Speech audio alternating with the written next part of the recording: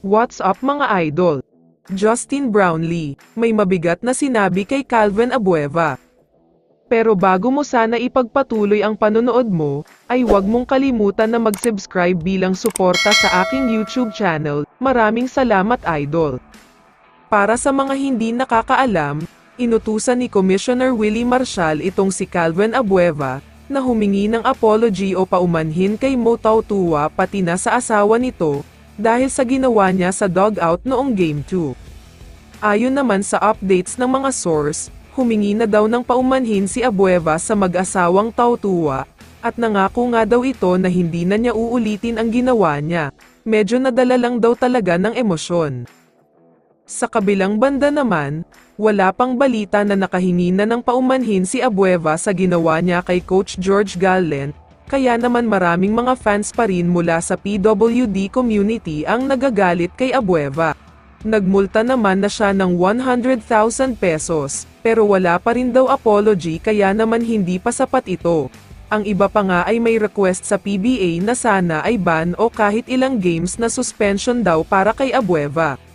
Samantala, nanonood at sumusubaybay daw itong si Justin Brownlee sa mga laban ngayong finals, at nagugulat daw talaga siya sa init ng labanan. Nagulat rin daw siya noong nabalitaan niya ang paglusob sa dugout. Ibang klase kasi talaga ang nangyari kina Abueva, Coach George, Jericho Cruz at Tautuaa, yung tipong sobrang nakaka-overwhelmed dahil napakaraming pangyayari ang nangyari sa isang game lang.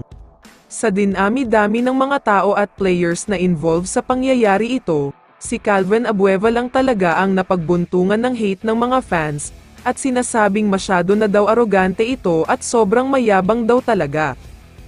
Pero ayon kay Brownlee ay naiintindihan daw niya kung bakit ganon ang ginawa ni Abueva, dahil baka nadala lang daw talaga ng matinding galit at emosyon, pero sa pagkakakilala niya kay Calvin ay hindi naman daw masamang tao ito. Pero sana daw sa susunod ay makontrol na niya ang temper o galit niya, lalo pat madali siyang mapansin dahil sa style of play niya. Agaw pansin na rin ang mga kinikilos niya ngayon dahil sa naging issue niya dati sa PBA.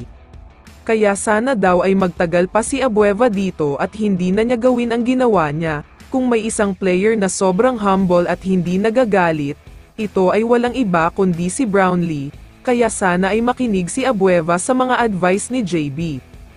Kaya naman kung ikaw ang tatanungin idol, ano ang masasabi mo sa sinabi ni Brownlee?